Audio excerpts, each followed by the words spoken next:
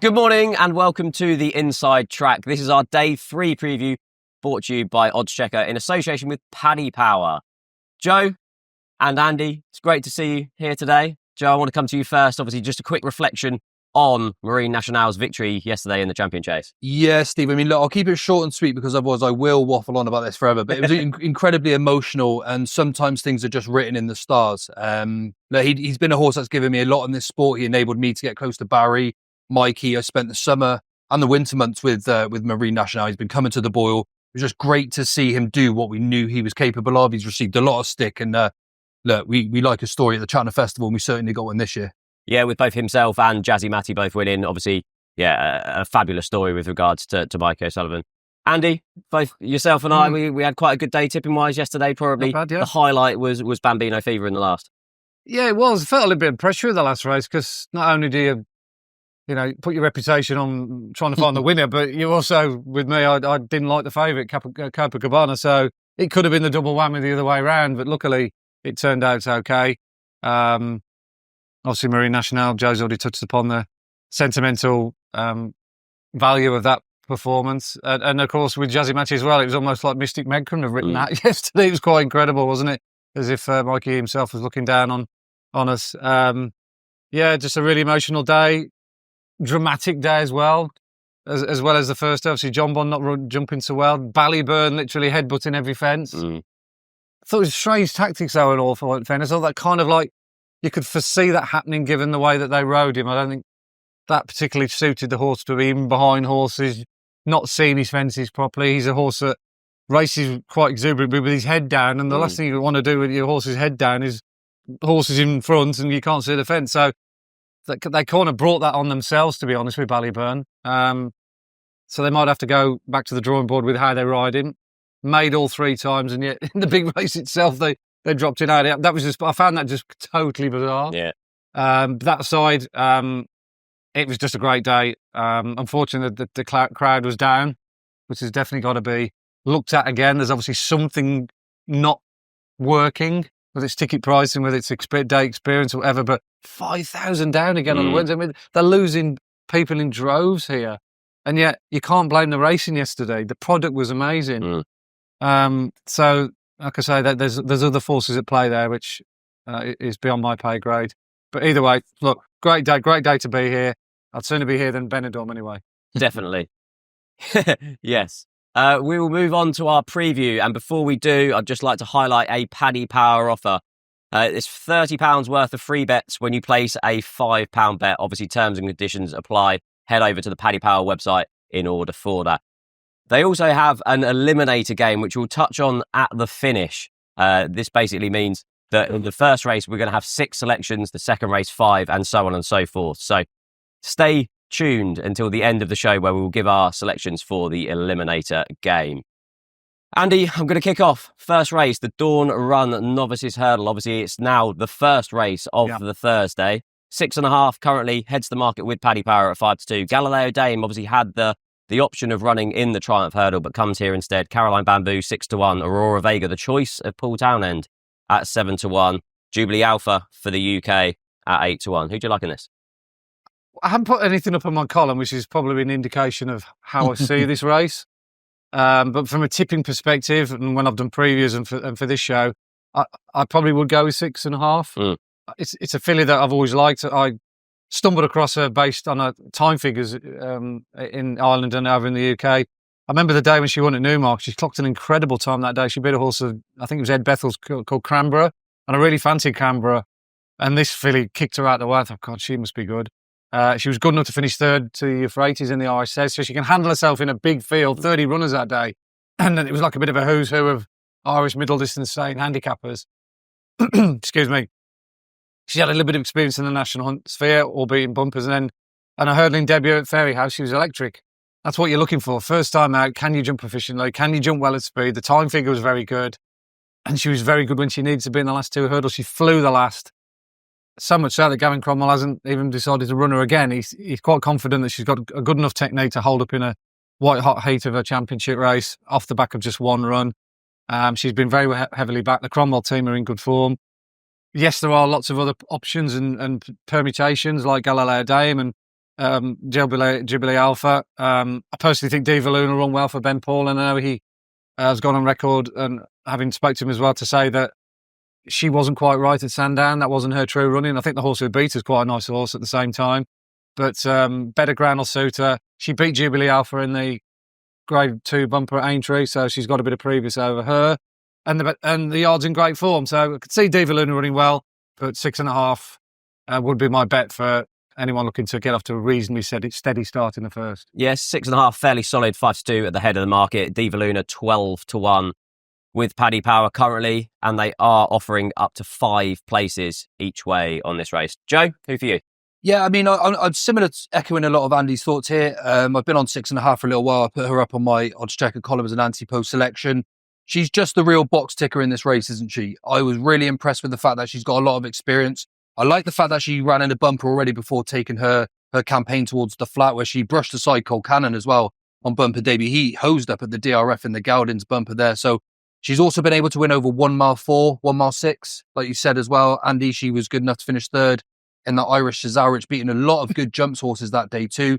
And like you said, when she took her hurdles debut, she was a natural, very slick. She was quick away from her hurdles as well. And I think she actually was beating the right horses. She had Qualimeter about 12 lengths back in second. She subsequently went on to finish third behind Vicio at the Dublin Racing Festival. Might seem like a little bit of a boring selection, but she's the real box ticker in the opening race. One I would be concerned about here is possibly Galileo Dane.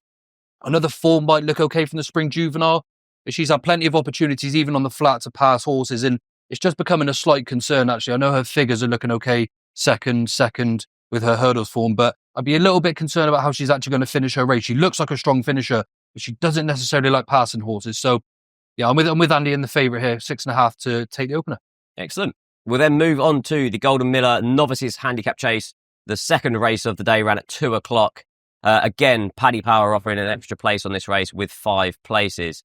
Joe, I'm going to come to you first. Nürburgring currently heads to market with Paddy Power at 9-2. Firefox for Gordon Elliott at 11-2. Springwell Bay 6-1. Asian Master 6-1 with Thomas Costello claiming 7.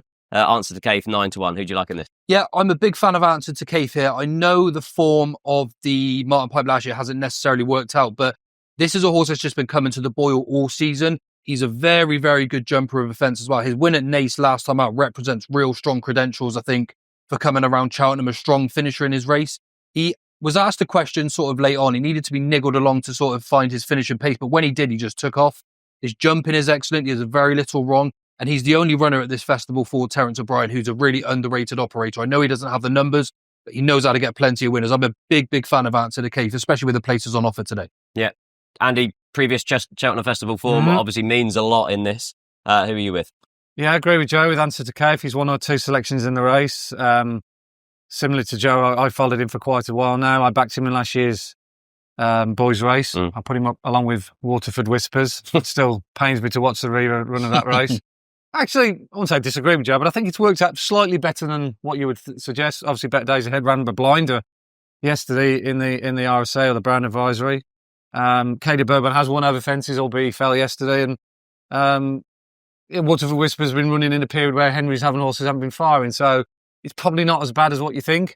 But either way, Answer to Cave's had a lovely profile. He ran in 2-3 races early in the season where he couldn't win against Impede Pass and Lecky Watson, Slade Steel, all those kind of horses. Blizzard of Oz. That race was a good one, but he had very much had a couple of sighters there. And then they needed to get his rating up to get into Cheltenham, so they ran him in a egg and spoon race at Nace. It wasn't a great race. He was backed from sort of 3-1 to 6-4. Got the job done. Won so impressively that he went up enough to get in.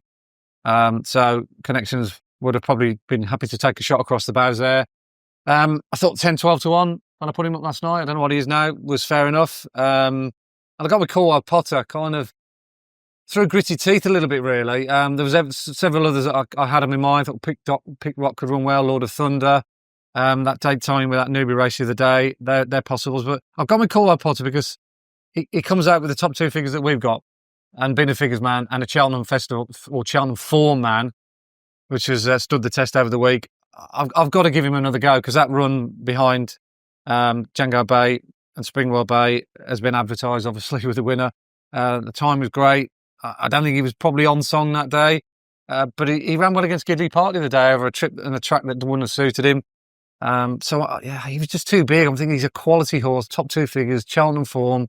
How can I not put that in? If I believe in what we do, then you've got to go with him. But I'm a little bit worried about, is he the right kind of mental state to win a race like this? The Nichols horses, yeah, there was the positives just slightly outweigh the negatives. If he would have been 5-1, I would have left him, but he was 12-1. Yeah. So I've had 2 each way bets. God willing, one of them will at least give you a run and be in the frame. Yeah. Both selections slightly well back this morning, both into 9-1 with Paddy Power at the time of recording. We're going to move on to the 240. This is the Pertemps final. Obviously, big field handicap. Paddy Power are offering up to 6 places each way on this race. Andy, who have you got on your mind for this? Yeah, like some of the handicaps this week, I've just viewed with a blank canvas and waited to the day, the Grand Annual, the Coral Cup race, I haven't really got a feel for. But this race, the opposite. I've actually had 2 long-term anti-post bets because I like both horses. I like the way they've been campaigned. I backed Dart a long time ago. As soon as the betting started coming out for the race, and bookmakers were willing to price it up, because that run at Carlisle was so eye-catching when he was second to one of Ollie Murphy's, which mugged him on the line. That was 3 mile one over stiff track, and he just didn't quite get home, but he travelled like a very well handicapped horse through it. He was unlucky the time before at Navan. I put him up on my column that day, and he was last going past the stands, and he finished 3rd in a viciously competitive race, which has worked out well. I think this horse is going to win a big pot this year. Tommy Cooper had a horse ran his face off here yesterday, shuttle diplomacy in in one of the, I think, was it the bumper, was it? Yep. Yeah. It was, brilliant run, really good. And this lad runs in the same colours. It's not going to help him run any faster because that's that, but I'm just telling you as an extra positive. And he was double figure prices last night, and I thought that was still okay. Sometimes when you put an anti-post bet on, and then you look at your column, you think, as a value, man, how can I tip a horse that's now half the odds of what you've already taken? Am I conning everyone or not giving people value? But I still thought 10-12-1 was okay in the scheme of things. And the other one's Feet of a Dancer. Yeah. Which kind of like needs a little introduction. Paul Nolan, tick, won the race before Mrs. Milner, tick, ran in the same race as Mrs. Milner did, tick. She's a strong traveller, the better ground will suit. I thought Sandor Clegane ran quite well here yesterday. He was out the money, but he went well. So yeah, I like both of those 2. They were, like I say, double figure prices last night. I genuinely haven't checked what they are now. I've been too busy. But yeah, again, similar to the race before, I'd be stunned actually if one of those 2 doesn't run really well. There we go. Keep watching for our Eliminator picks, and I'm sure both of those will be in our selections for the Pertemps. Feet of a Dancer, currently 8-1 with Paddy Power. The Art has been well backed so far this morning, is the big mover of the market, currently into 11-2 with Paddy Power at the time of recording. Joe, who for you? Yeah, similar view with Andy with regards to Feet of a Dancer. Herself and Winsome Newsome came out of that Leopardstown Pertemps qualifier. It's a really good indicator for Cheltenham, certainly in previous years. I have latched onto one at a much bigger price here, because I don't think there's too many horses necessarily 5, 6, 7 pounds ahead of their handicap. You look a little bit further down at around 50-1 at the moment, you can get American Sniper for David Pipe. Now, he wouldn't be your most popular choice today. However, he won the Pertemps qualifier at Newbury early in November. And by winning that race, they've managed to mind him for the remainder of the season. He's been beat off 127, 125, 124. With the Woolpark now going to the States, he has just snuck him at the bottom of the weight. I know David wanted to get an extra run into him just to make sure he had a pound or 2 on top, just to make sure he got him. But with the effect now that Woolpark's in the stayers, he has crept in at the very bottom of the weight. What I like about American Sniper, you can ride him from the back, you can ride him from the front. He's a very, very good jumper.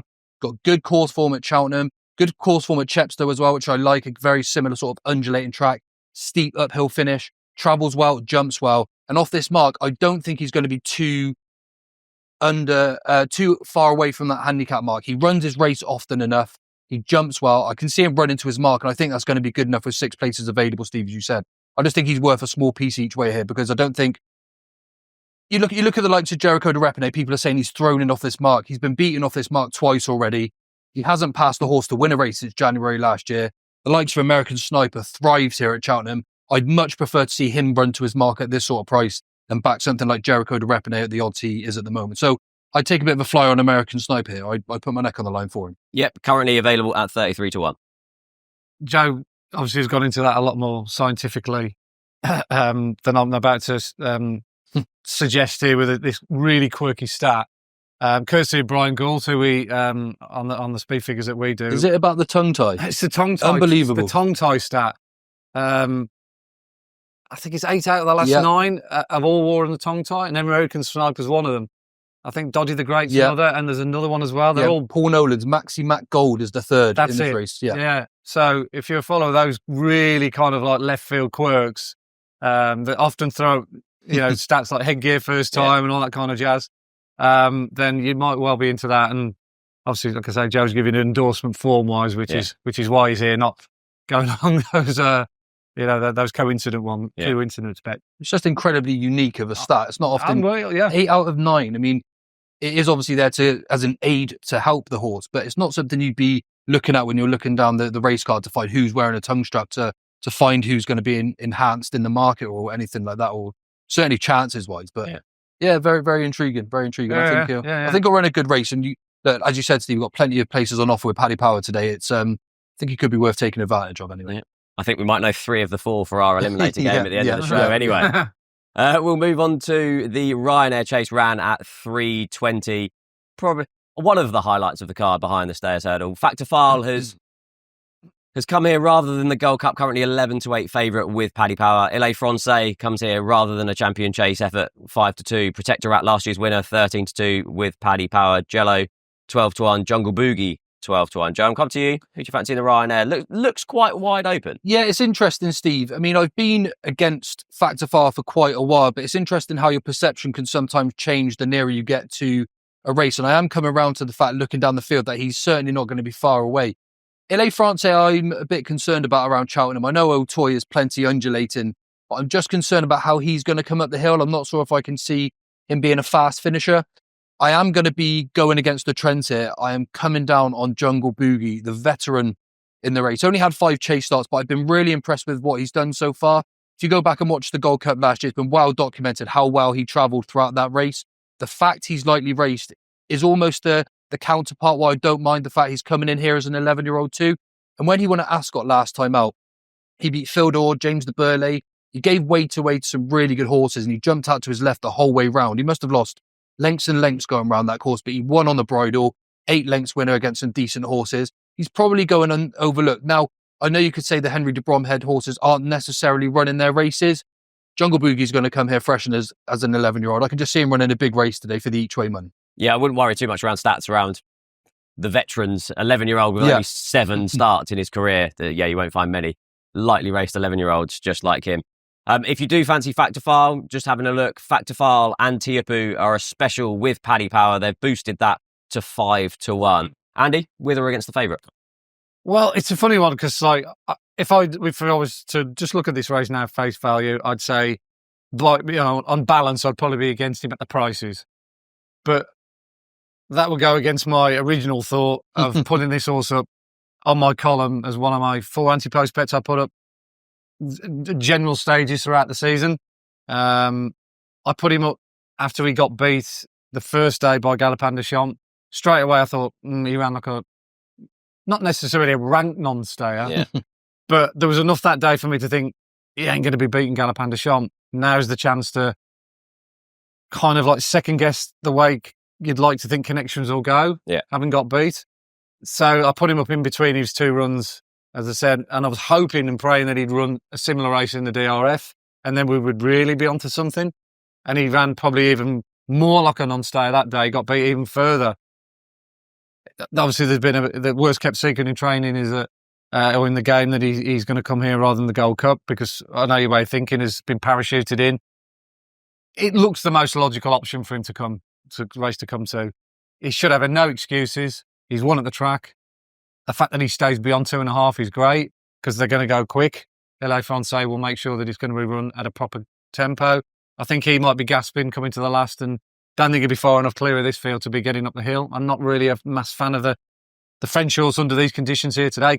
Going around Kempton, skipping around there on flat track, good ground, not a problem. But here, different ball game. And he's a bit of an Oxo horse, isn't he? He either runs really well, or he bleeds, or he runs pulled up, or whatever. I can't back a horse where you're just literally tossing a coin how he's going to run.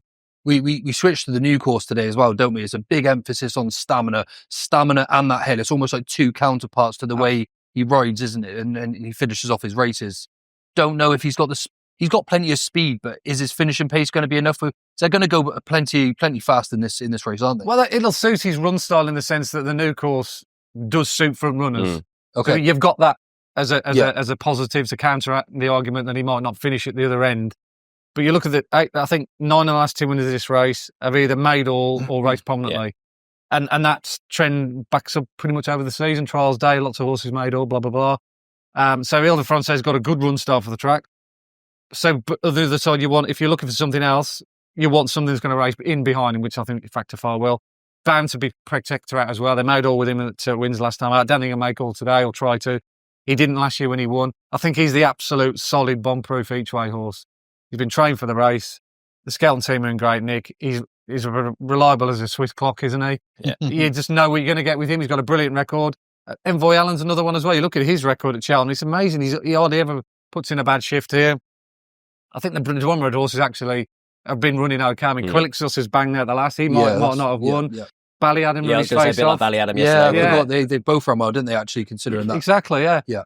The short go early on in the week, he would have won the ultimate by a distance if he hadn't have literally walked his way around. Yeah. It was a phenomenal run. So a run like that tells you that the De Bromhead horses are in nick. So if you think you come in here and think, well, he hasn't had a winner, you can forget that because they are running really well.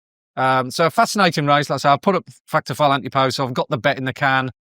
I'm hoping he wins for the subscribers. But if I'm being absolutely honest, I put my punting hat on here today, looking at the field. I think, well, what would I back each way now? A bit of a John Bomb Marine National situation. I'd go Protectorate each way. I think he's guaranteed to run his race. Yeah, Protectorate is currently available at 6-1 with Paddy Power. We'll move on to the 4 o'clock, the highlight of the day, the Paddy Power Stayers Hurdle. And this could be the second leg of their special with Factor File to win the Ryanair and Tiupu to win the Stayers Hurdle. Currently boosted from 9-2 to 5-1. Andy, Tiupu's currently 11-8. You might have obviously put the double on to then get slightly boosted odds, but then you have the likes of the Wool Park, Lucky Place, Home by the Lead, Bob Ollinger, Mystical Power in behind. What's your play in this? I've kind of always been slightly against Tiupu when I've been looking at this race for weeks in advance. I haven't got a problem with the way they've campaigned him. Some will, scoff at that, thinking, well, he's a race horse. Let's get him out on the track and give the public what they want. I think partly to do with the fact that there's a bit of negativity around him because punters haven't really got behind him because of that. He's a hard horse to love, isn't he? Because you just don't see enough of him. Racing punters like to see their favourites, don't they? And because, he's been off the track since November, it doesn't really sit well. It's not his fault, but I think that's just the vibe, isn't it? I think this is the deeper race than it was last year. I mean, he had horses like Dash or Drash and Paisley Park, for crying out loud, running it last year, But there's a lot of new kids on the block. Your Lucky Places, Rocky's Diamond, the Wool Park, Home by the Lee looks revitalised. There's a few other dangerous floaters in there. So he's going to have to, I think, improve his game from last year. I think the one thing that suited him last year is that they went no gallop. It almost became a 2.5 mile race, and I think his speed won him the race.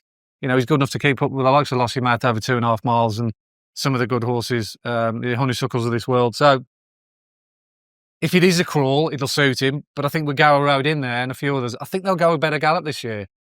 He won't be allowed to just tootle around and boss the race. The Gordon Elliott horse as well.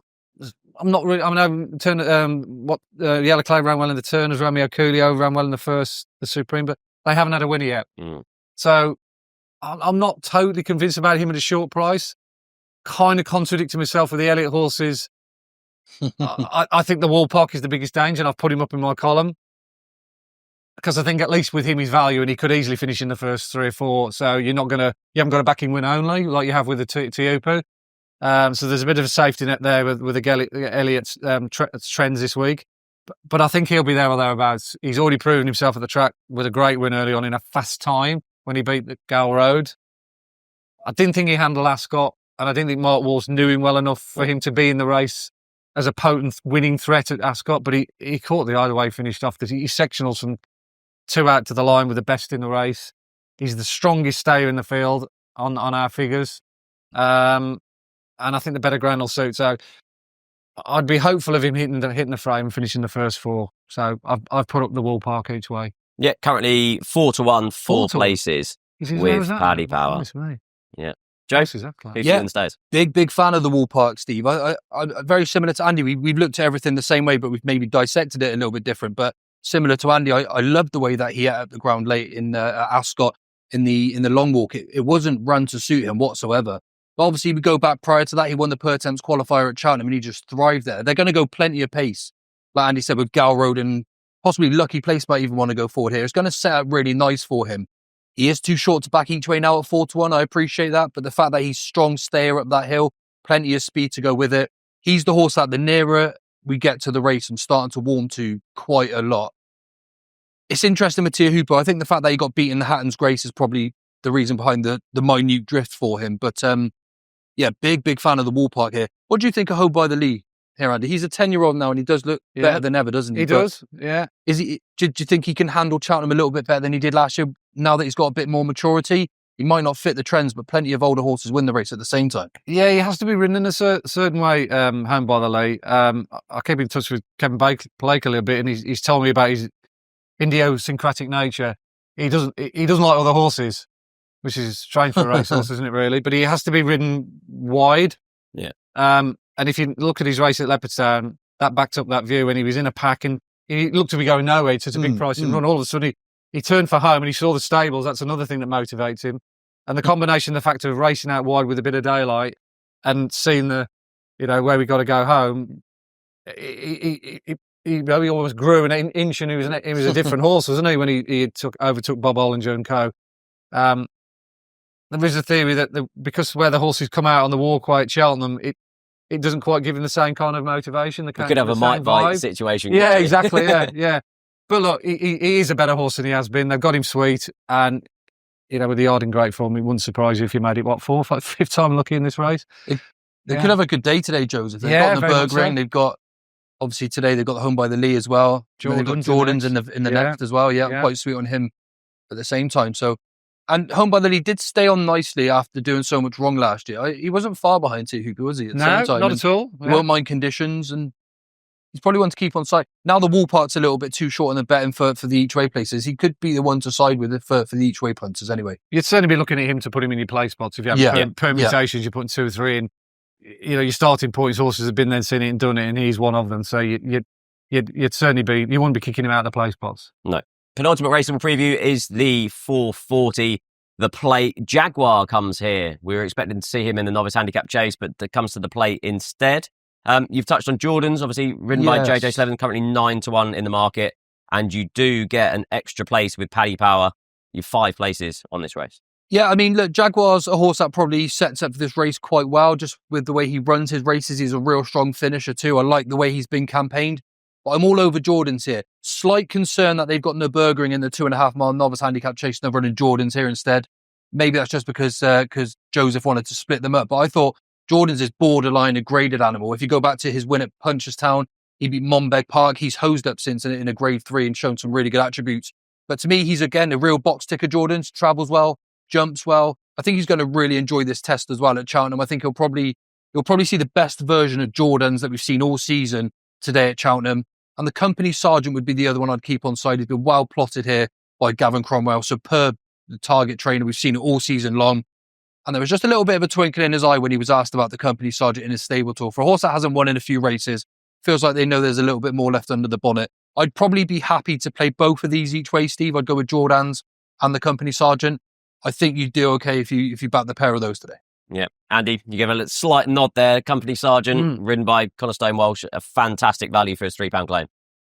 Yeah, there's going to be a lot of shoulder shrugging out there to the listeners thinking, God, these two boys have come up with the same 2 horses. Give us something It's going to make original. it easier for the Eliminator. Yeah, Absolutely. Yeah, they're the 2 horses I've backed in the race. I've put up Jordan's solely. I felt as though I was copying out in a few of the races and putting too many twos in there, so I went with just the one. I mean, he was entered in everything other than the boat race, wasn't he? Yeah.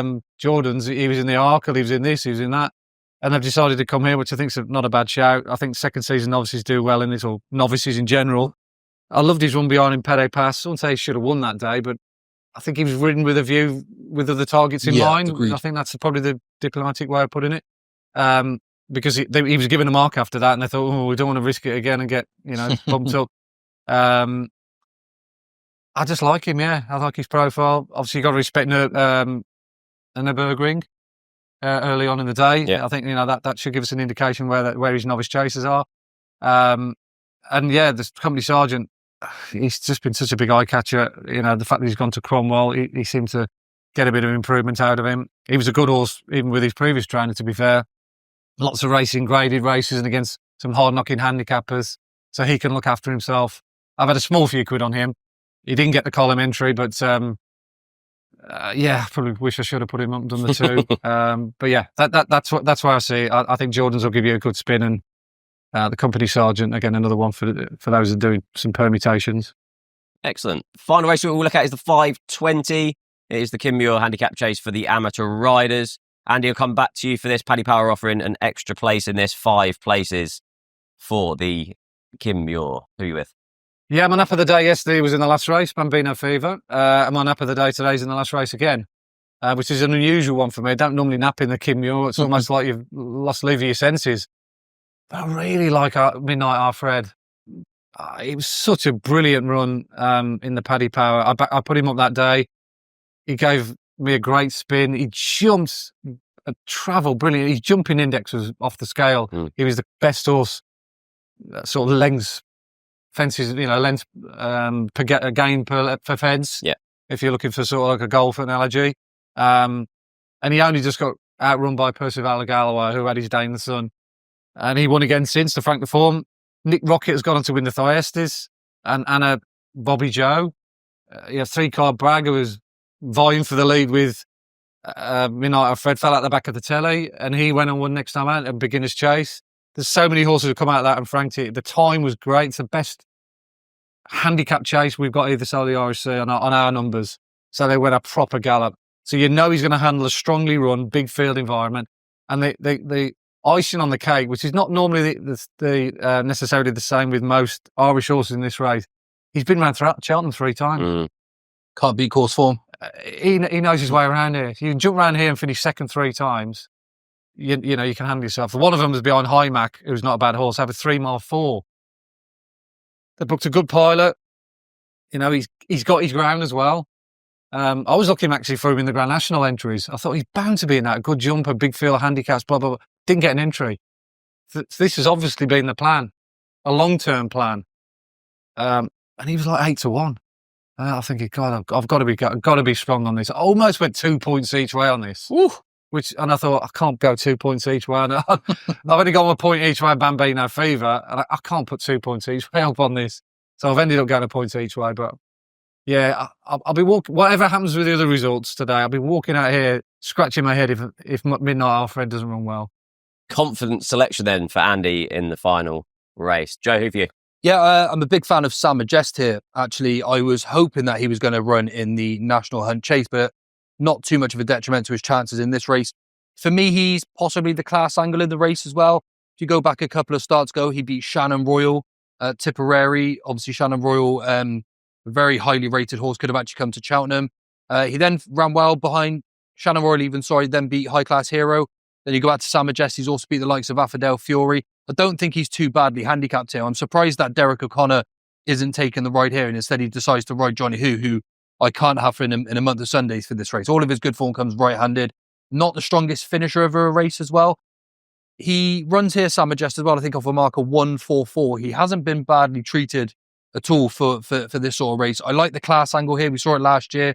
Well, I know the way you're thinking, but it is just worth pointing out there's possibly another sentimental angle here to Mikey O'Sullivan with his brother riding Walking on Air, the favourite, but really well backed. Not necessarily one I fancy from a form angle, but could be one just to keep on side. But yeah, I'm a big fan of Sam Majest here. Solid jumper, classy animal in the race, perhaps, Steve. I think he's well handicapped enough to go well and reach the places for the each way money. Excellent. We will move on to our Eliminator game then with Paddy Power. Huge pot up for grabs. It's free to play and you can win up to 250k each day. The way it works, Paddy Power will nominate 6 races per day, 6 selections in the first race, then move on to 5, moving on to 4. So obviously head over to Paddy Power and look at the terms and conditions. Lads, we're going to do this quickly then. So 120 Dawn Run Novices Hurdle. We need 6 selections in this. 6.5 definitely goes in. Definitely. Who else do we Diva like Luna? in that? Diva Luna can go in. Paul Town has decided to ride Aurora Vega. We've got to Yep. get him in. That's 3. Jubilee Alpha ties in with Diva Luna. That's 4. Galileo Dame Galileo Dane. Solid enough. is Yeah. 5. And I'm going to finally Go on, throw you in throw it in. Caroline Bamboo. I did like that run last time. Caught the eye. 5 in the Golden Miller. So we're definitely going to go Caldwell Potter and Answer to Cave. That's 2 out of the 5. We need another 3. Springwell Bay, Yep. solid operator around Cheltenham, jumps well. Faster they go, the better for him. He won't be far away. Same form line as Caldwell Potter and Django Bay, so you've got to go with him. Yeah, we'll do Pit Rock. Nürburgring Yep. as well for collateral form, and also Pit Rock. Should we do Pit Rock? I know Yep. Ben Pauling fancies him. So that'll be the 5 in the Golden Miller Novices Handicap Chase. We then need 4 in the Pertemps. Definitely Dart. Dart. Do we take the 2 from that Leopardstown runner, Feet of a Dancer, Feet of and a Win Some, Dancer, Lose Win Some? Some, Lose Some. Yeah, good trial. Yeah, and I want to throw in Doddy the Great There we just go. for the tongue The ties. tongue There we go. tie. The Yeah, tongue- yeah, We've got to get that in Gotta there, get haven't tongue we? ties. You So should have just that- had all 3 in, shouldn't we? Yeah. Yeah, we'd have been So that's all the bases covered. That's the 4 for the Pertemps. We then need 3 in the Ryanair Chase. So Protectorat, definitely 1. Factor far for me. Factor File and Jungle Boogie. Yeah. That's going to be the There you go. 3 for us in there. Stayers Hurdle, we need 2. So the Wall Park Wall will be Park. 1. Go on, you guys can choose these. Let's take on Tier Hooper here, Steve. Okay. Let's go with something a little bit. Humble and or someone else. Yeah, Bigger let's go with Home by the Lee. I'm okay with You that. okay with that? I think so, yeah. I We'll think just pick up the stables and we'll move them to the end of the race Yeah. course, shall we? Yeah. Yeah. That's Yeah, going that's it, yeah. to be our job Yeah. for the next Yeah. 3 hours. And then finally, in the 440, we only get 1 selection in this race. what was the right in ones the in plate? there? It's in the plate. we discussed Oh, yeah. Jordan's and the company sergeant. Who are you most keen on? Because I'm happy with either here, Andy. Should we toss a coin? Heads or tails? What have you put up in it? Jordan's. We can't go against our own selection, can we? It's There we gotta be go. Jordan's in. So we are Jordan's for the final leg of the Eliminator game. Thank you very much for tuning in for this Odds Checker preview. We'll be back tomorrow for Gold Cup Day.